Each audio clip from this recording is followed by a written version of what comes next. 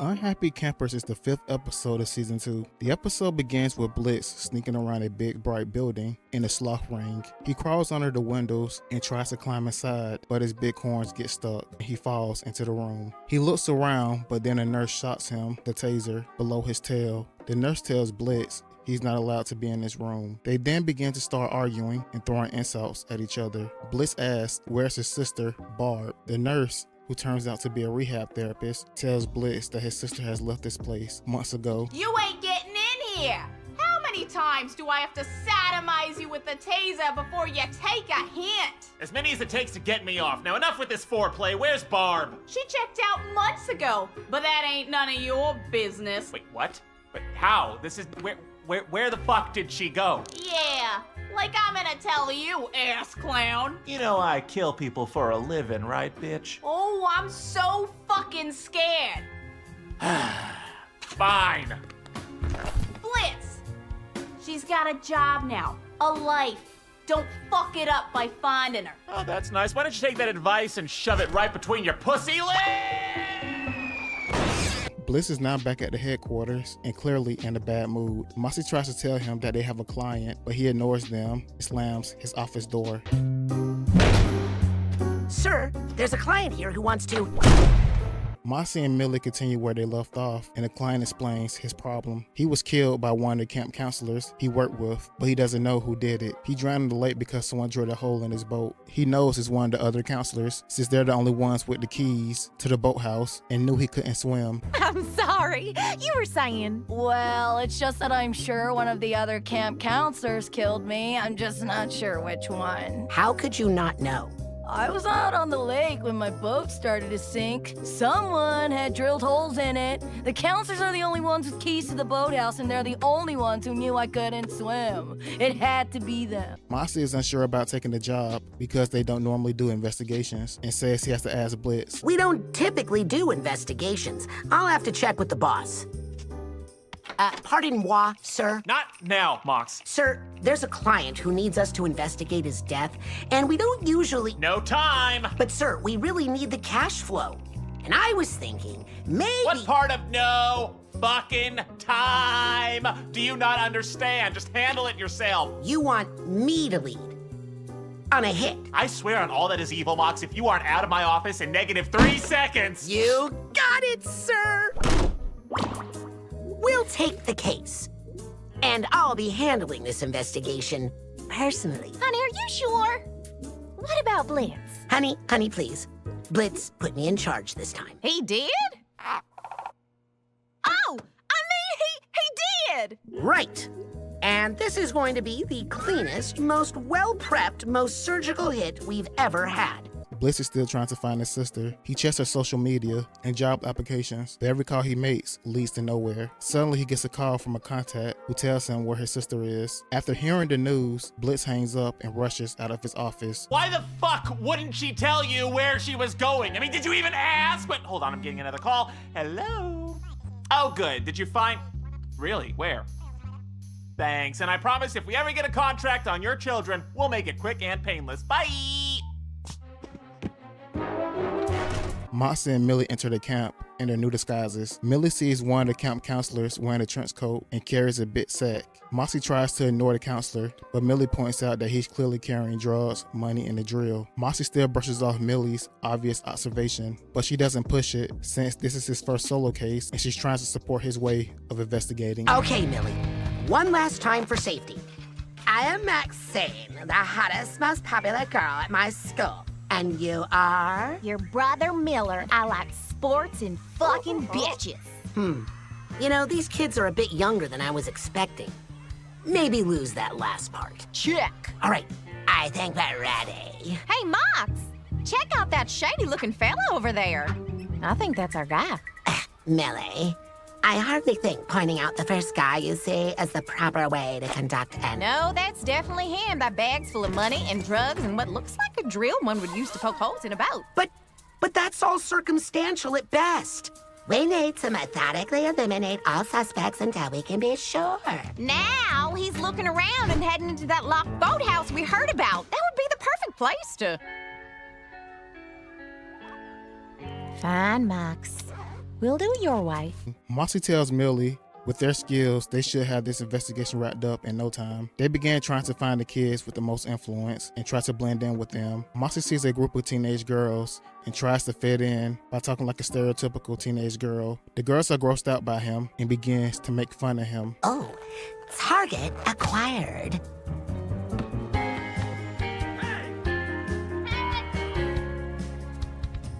So he started a whole line of ground up mints and tried to convince us he was high.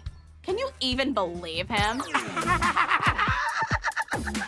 that's Derek. What a riot, right? Who the fuck are you? I'm Moxxie. I'm the prettiest girl at my school, and all the boys want me. My favorite color is hot pink, because normal pink is so basic. I like horses, puppies, fast cars, jewelry, and I got my first period last year, and it was so heavy. I guess I'm just more mature than your typical preteen. So, you want to be friends? The fuck is wrong with your legs? What? I was in an accident. The same accident that fucked up your skin? You look like you spent 3 years in a tanning bed. It's, natural. Yeah, you wish. That botch job looks like it cost $5 in an alley behind Walmart. Get lost, you fucking freak! But The next scene, we see Millie play volleyball with the other campers. Millie plays so well that the other campers started to notice her great athletic skills, and she grabbed the attention of the teenage girls who Moxxie tries to impress. Millie gets cheers and praises, and Moxxie gets annoyed because he's not getting any attention.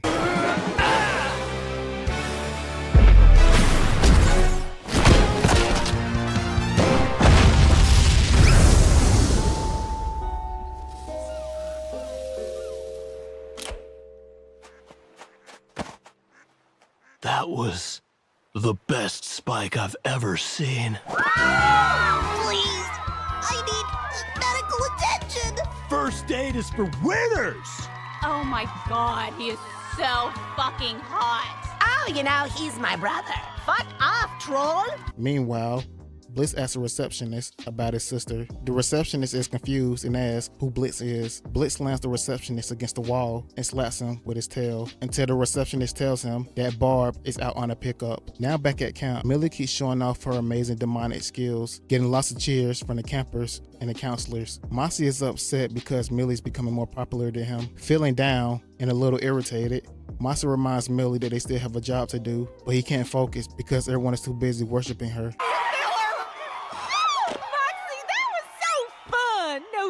You sing all the time. Not exactly low profile. I know, but it's kind of nice having people cheer for me for once, instead of screaming and pain and horror. Don't forget what we're here to do, Millie. I haven't. I'm just waiting until you're ready. Have you been able to eliminate any suspects? No, of course not. I can't get anything from anyone because they're too busy swooning over you. If you want, we can go off the guy right now. I think he's alone in the cabin. No! I have to do this right. I tell you what, why don't you try winning them over with something you're good at, like I did? How about your music? I can even help you since they already love me. Yeah. That just might work. Moxxie tries to do what Millie suggests at the campfire, and he sings a terrible campfire song that creeps out the other campers. Millie then upstages him by playing the banjo, which impresses everyone and makes Moxxie feel even more upset. Moxxie? You okay? Go away! Moxxie, what's going on? Nothing! It's just my time of the month. Honey, no. I just want to go home. Hey, big guy. I know you can do this. You're the best assassin/musician/ preteen girl I know. and investigator. And investigator. Look, I know it's been tough. Just keep playing to your strengths. You have all week to get it right. Okay. Thank you. A week has passed and Millie has become so popular that the camp asks her to perform on stage for the local news. Moxxie is angry that his solo mission isn't going as he planned. He finally snaps at Millie, accusing her of slacking off instead of helping him kill the counselor who murdered their client. Millie fires back and is upset at Moxxie for insisting on doing everything his way. They get into a heated argument over who messed up. Millie tells Moxxie to do whatever he wants, but let her have her moment. She begins to walk away with tears in her eyes, feeling discouraged. Mox, you'll never believe it! They want me to perform on stage tonight for the local news. Those videos have made me some kind of human celebrity. All week it's been, oh, look at Millard. Isn't he great? Oh, look how talented Millard is. We have a job to do, and you're off dancing for views. Why does it matter so much how these yokels feel about you? It doesn't. It matters how I feel about myself. And for once, I feel like I'm important. Like I'm somebody to be proud of.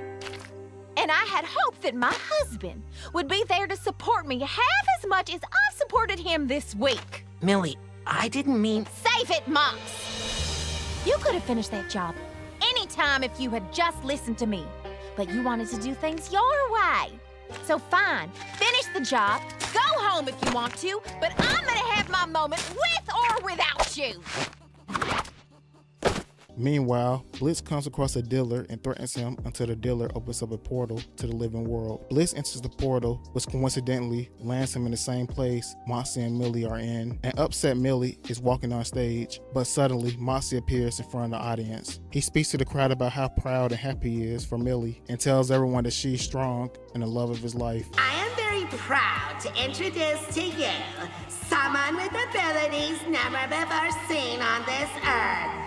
Someone with the raw athletic skill of an Olympian, the voice of an angel, the acrobatic technique of an indentured 12-year-old Russian ballerina, and a body that just doesn't quit. The best and most supportive person I've ever known. And the love of my life. My wife, brother, Miller. Thank you. Knock 'em dead, baby. Speaking of, you sure? go get it, baby. Moxxie approaches the cabinet and accidentally falls on Blitz. Blitz is angry because Moxxie and Millie are still on the job after a week. Despite this, they both kick down the cabinet door. To Blitz's shock and surprise, he finds his sister Barb in human form. Barb is also surprised to see Blitz. Moxxie is confused and asks Blitz does he know her, and Blitz says this is his sister Barb. What the fuck are you doing here, shithead? I should be asking you the same thing. You check yourself out of rehab, no call, no note, and I have to track you down to this shithole with... The fuck is this? No one. He works for me. And who's the little twink here? No one. He works for me. Sir, that guy's the target. Oh shit, Barb. Sounds like your little boy toy got himself into some trouble. The fuck are you talking about? He killed our client, and now our client wants to kill him back. You fucking what? He found out about your drugs. I don't want to fucking hear it, kid. Look, you're not killing my supplier. Oh fuck, supplier of what? You're not back on that H8, are you? Fuck no, it's just heroin. Oh, thanks, Satan. After spending a whole week on this mission, Moxxie has had enough of drama. He says he's gonna finish this job one way or another, leading to a brawl between them and Blitz. While they're fighting, Millie is performing on stage. Eventually, one of the fireworks backfires, flies into the cabin, and blows up the camp counselor. Satan fucking damn it! Thanks a lot, Blitzo. I'm out of a job. Fuck! Barb, wait. I want to help you. Let me help you, please. You're clean now. Let's grab dinner. We'll catch up and we'll talk about... You don't fucking get it! Just because I'm out of rehab doesn't mean I want to see you. I never want to see you, ever. Next time you want to find me, Blitzo, don't. Moxxie returns to stage and apologizes to Millie for his behavior. Millie accepts his apology and they begin to embrace each other on stage. Looks like you did it. No, you did it. I'm so proud of you, Millie. And I'm sorry I let you down. Just don't do it again, dummy.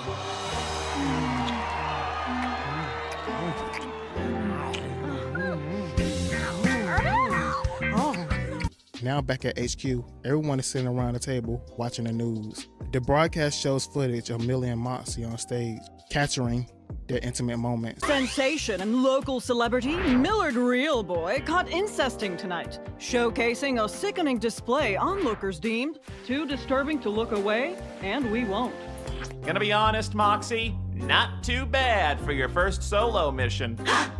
Really, sir? No, not really. You're a fucking disgrace. Fans were super upset after the airing of this episode and considered this one of the worst episodes of the series. People got secondhand cringe from watching this and felt like they took all of Moxxie's bad aspects and multiplied them by 100. Fans also felt like this episode added nothing new to Moxxie's character, and while it attempted to develop Millie's character, it also fell short on that. Some fans also felt like this episode felt kind of rushed, and they think the B-plot deserved its own episode. Some even thought a summer-themed episode felt out of place in the series, and this episode wronged Moxxie as a character. Tell me what you think of the episode, Unhappy Campers, in the comments down below.